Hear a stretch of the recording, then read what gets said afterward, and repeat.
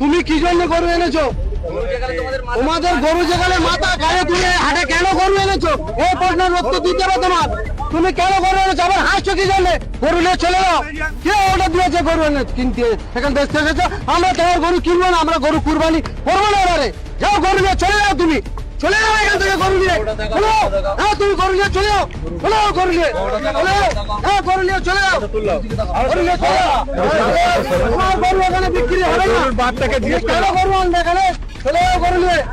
কিন্তু এখন আমরা মানতে পারছি না। আমরা চাই যে এই এক সপ্তাহ যে সময় আছে, এই যে আগামী যে বুধবার, সামনে বুধবারের ঈদ, আমাদের এই যে সেই ঈদের জন্য আমরা মুসলিমদের কাছে অনুরোধ করছি, তারা আমাদের কাছ থেকে গরু কিনুক এবং আমরাও তাদের কাছে বেচতে চাই।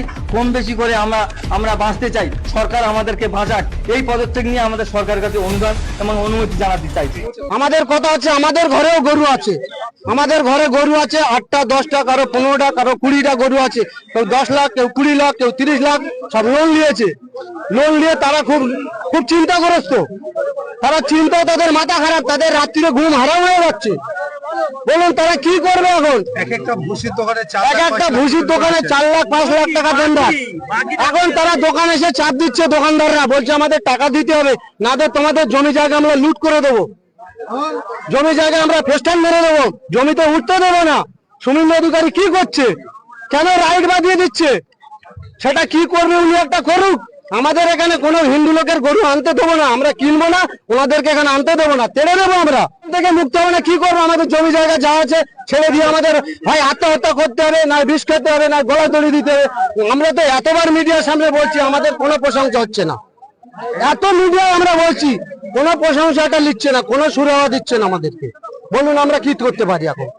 তাদের কাস্টমার যা আসছে তারা পালিয়ে যাচ্ছে, কেউ কিনছে না, তারা পালিয়ে দিয়ে যাচ্ছে। যারা বায়না দিয়েছে, কিছু কিছু গরু আগে কিনেছে, তারা বলছে টাকা ফেরত দিক, তারা বলছে কিছু টাকা ফেরত দিক। তারা টাকাটা কোথায় থেকে ফেরত দেবে? তারা টাকা কোথায় থেকে ফেরত দেবে বলুন? আমাদের মুখ্যমন্ত্রী যে আমাদের যেভাবে হিন্দু মুসলিম যেভাবে মিলছিলাম, এক জায়গায় গলায় গলায় মিলছিলাম, সেরকম যেন থাকি। আপনার কাছে রিকোয়েস্ট যে আমাদের যেভাবে ঈদটা পালন হয় সেইভাবে পালনটা আমাদের করতে দিন, এটাই বলে। খাটাল আছে, এইগুলো সব খাটাল করেছি। ঘর আগে একটা ঘর ছিল, খাটাল সামনেই খাটাল, হ্যাঁ এক ছাদের নিচে আমরা সব এই ঘর দৌড় করেছি, সব এই ব্যবসায় থেকেই করেছি। জিনিস গয়না গাটি যা যেখানে আমার মেয়ের গয়না ছিল, আমার গয়না ছিল, সবই আমি বন্ধক দিয়েছি। আমার মেয়ে জামাইও জানে না, মেয়ে লুকিয়ে দিয়েছে। এবার ও তো অশান্তিতে ভোগ করছে। ও বলছে যে মা আমার কি হবে? এবারে আমি জানতে পারলে আমার সংসারটাই তো নষ্ট হয়ে যাবে, আমি কি করব? আমার গয়না কিভাবে তোমরা বন্ধক দিয়েছে, কিভাবে ছাড়িয়ে দেবে? এই করছে। আমার তো সারা রাত ঘুমই হচ্ছে না, 4-5 দিন ঘুমাতে পারছি না। কি করব? আমার মাথাটার মধ্যে কি হচ্ছে আমি বলতে পারছি না।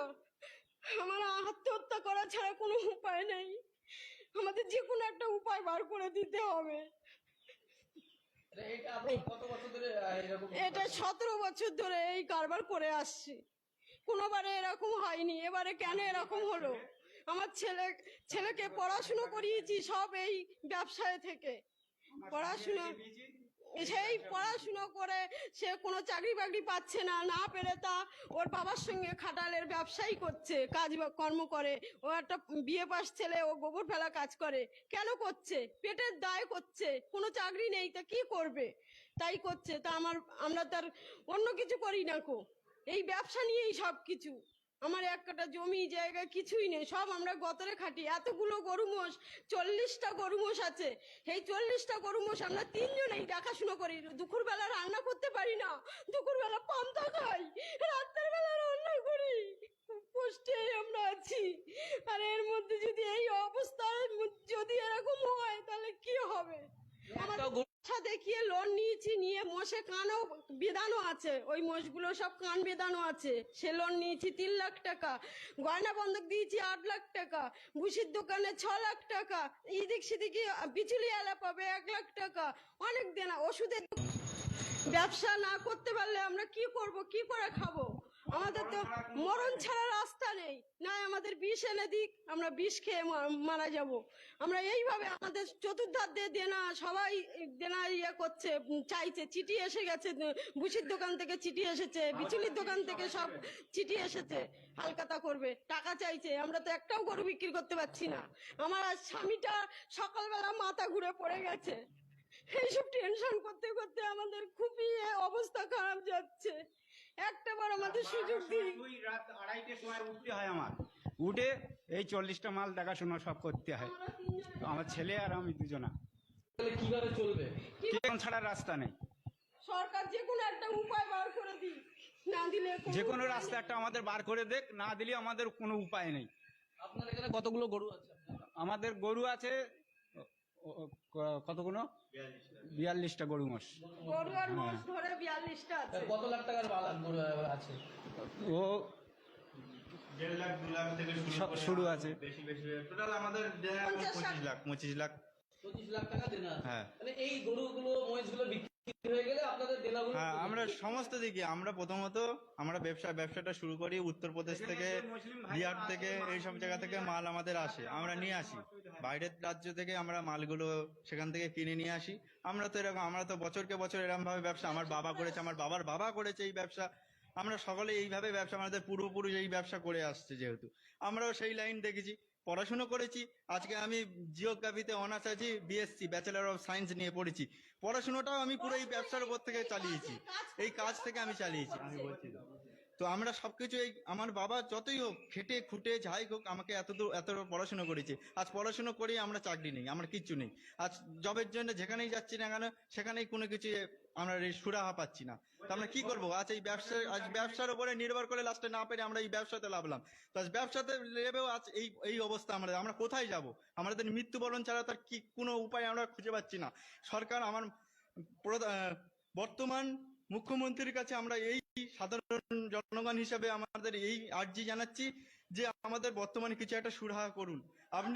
আপনাকে এনেছি আপনি হিন্দুত্ব আছেন, তো আমরাও হিন্দুত্ব আছি, তো আমাদের মুখ পানে একটু চান আর আপনাদের দেখেন। আমরা এখন মার্কেটে এত দেনা করে ফেলেছি, আমরা এখন কোথায় যাব? আমাদের এখন মৃত্যু ছাড়া কোনো উপায় নেই।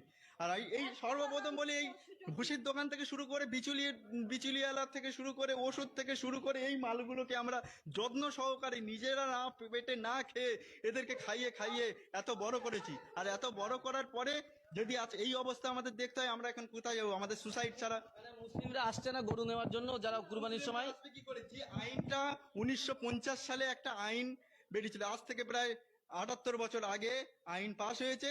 সেই আইনে কি বলা হয়েছে না, 14 বছর বয়সী গরু কুরবানি দেওয়া যাবে, কোনো পশু হত্যা করা যাবে না। এই সমস্ত আইন তো এত বছর, আমার জন্ম হয়নি তখন, তো আমি সেই আইন হয়ে আছে, আমরা তো কিছুই জানি না। তো এখন সেই সব আরো পেছনের যত সবকিছু বাইরে আসছে। তো এখন আপনারাই বলুন যে আমরা এখন কোথায় কি করবো? এইসব আইন, আর ঠিক আছে আইন আমরা মানবো, আইনে করব, আমাদের তো একটা সুযোগ সুবিধা দেওয়া দরকার, যে একটা টাইম বেঁধে দিক, যে আমাদের এই টাইমের মধ্যে তোমরা যা করেছো। আমরা তো এখন জানি না, এখন যেহেতু সবকিছু, আর এইসব মালগুলো আমরা এখন নিয়ে কি করব? এখন সরকার এর সরকার সুরাহা করুক। এই মালগুলো নিয়ে আমরা কি রাস্তায় ছেড়ে দেবো? আর আমাদের যে পাওনাদার আছে, আমাদের যে আমরা যে দেনা করেছি, তাহলে আমাদের উপরে সবাই তো জুলুম করবে। এখন তো এসব দেখবে না যে তোমরা এই মালগুলো এনে কি করেছো না করেছো, আমাদের দেখবে না। আমরা কোথায় যাব? সরকার এটা সুরাহা করুক, আমরা এটাই চাই, আমরা আর কিচ্ছু চাই না। আমাদের দেনামুক্ত করুক সরকার, নাহলে আমাদের মৃত্যু ছাড়া আর কোনো উপায় আমরা খুঁজে পাচ্ছি না। এখন সরকারের কাছে এই আমাদের আর্জি। আমার নাম কৌশিক ঘোষ, আমি এখন গ্র্যাজুয়েশন কমপ্লিট, আমার গ্র্যাজুয়েশন এখনো কমপ্লিট হয়নি। আমার 3 ইয়ার 6 নম্বর সেমিস্টার এখনো ওই পরীক্ষা দেবো ক্যালকাটা ইউনিভার্সিটি। আমি জিওগ্রাফিতে অনার্স, ব্যাচেলর অফ সায়েন্স, এই নিয়ে আমি পড়াশোনা করছি আপাতত। এখন আপনারা তাহলে কি চাইছেন? আমরা চাইছি যে এবারে ঈদটা অন্তত করতে দিলে গরুগুলো বিক্রি হলে আমরা দেনাটা কিছুটা হলেও দিতে পারবো। সেই দাম তো পাবো না, কিন্তু যতটা আসে তবু আমরা দেনাটা দিতে পারবো, কিছু অন্তত দেনা দিতে পারবো। এইটুকু আমরা বলা। একটাও গরু মহিষ তাও গরু বিক্রি হয়নি, হাত জোর করে বলছি আমাদের গরুটা বিক্রি। মুসলিমরা কি বলছে মুসলিমরা বলছে আমরা গরু কিনে কি করবো, আমাদের না না খাওয়াটা আমরা একবার নাই খেলাম তাই বা কি হবে, তোমাদের উপায় তোমরা কি করবে সেটা তোমরা দেখো। আর ওদের থেকে তো ক্ষতি তো আমাদের বেশি দুটো গরু বিক্রি হয়েছিল, সে দুটো গরু ফেরত হয়ে গেছে, বলে গরু নেবো না, তোমরা আমাদের এখানে রাস্তাঘাট ধরে মারছে, আমরা গরু নেবো না, তোমরা পৌঁছে দিয়ে যাও, তোমরা যা করবে কে করো। যাবে? আমাদের এই তো কাজ। তাহলে আমরা কোন রাস্তায় যাবো? তাদের আমাদের তাহলে মরণ ছাড়া আমাদের আর রাস্তা নেই। মানে তারা গরুর টাকা ফেরত চাইছে। হ্যাঁ, টাকা তো ফেরত। দুটো গরু বিক্রি হয়েছে 5,000 টাকা দিয়েছে, 2,500 করে। সে টাকাটাও অ্যাডভান্স দিয়েছিল, এখন বলছে নেবো না গরু, টাকাটা আমাদের কিনেছি সব শেষ হয়ে গেছে, কোথা থেকে কি করবো? লাভ পেলে কালকে আমি আমার টাকা ছিল সেগুলো বলে দিয়ে খুশি তুলেছি।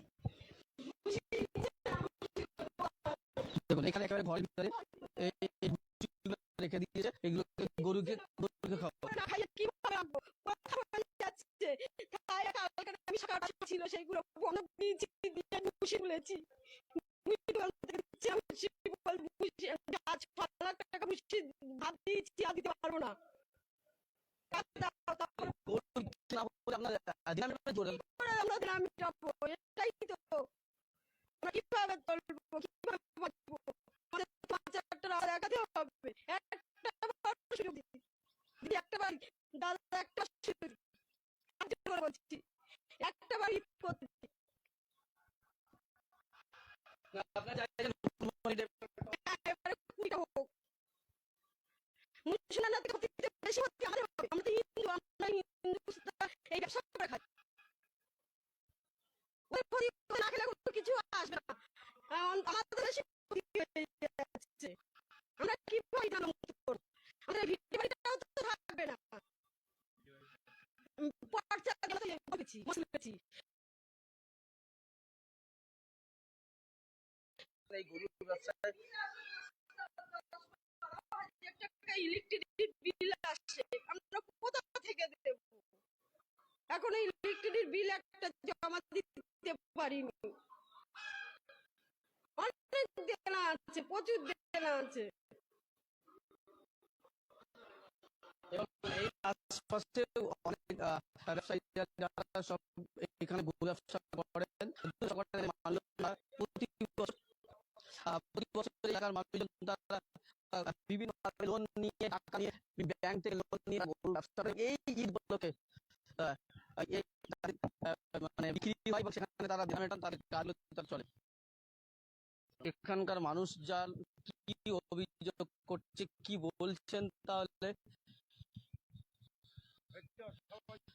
তাদের কি অভিযোগ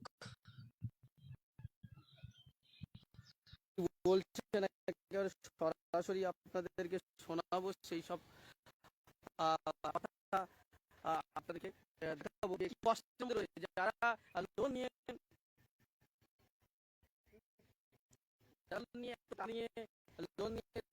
ব্যবসা করছেন, কিন্তু তাদের ব্যবসায় প্রচুর সমস্যা হচ্ছে, তারা পারে না।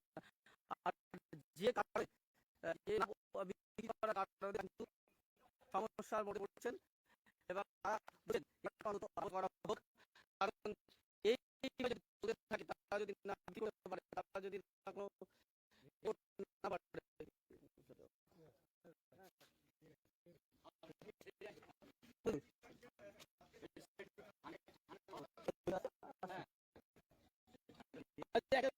চলে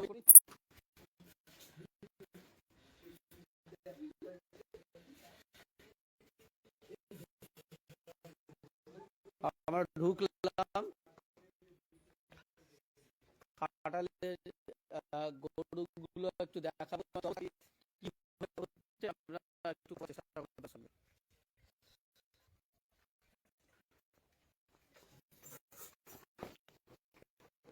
একটা গরু বিক্রি হয়নি, এখন একটা দুটো মাল হয়েছিল, সব রিটার্ন করেছে। এবার মাল আমরা নিয়ে কি করবো? আজ আমাদের নাই মাল নিয়ে কি করবো? আমার 20 টাকা সব ব্যাংকের লোন আছে, লোকের কাছ থেকে সুদ নিয়ে টাকা নেওয়া আছে, মায়ের সন্তান আছে ব্যাংকে, কি করবে আপনারা? আমাদের তো পুরো বাড়ি পরিবার সব লাইন নেই, হচ্ছে যা ব্যবসা করছে। কিভাবে কতদিন ধরে এই ব্যবসা চলে?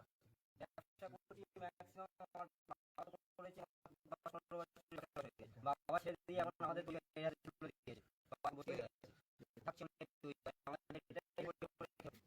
এই ব্যবসা যদি বন্ধ হয়ে যায়, আমরা খাবো কি? তাহলে আমরা মরে যাবো।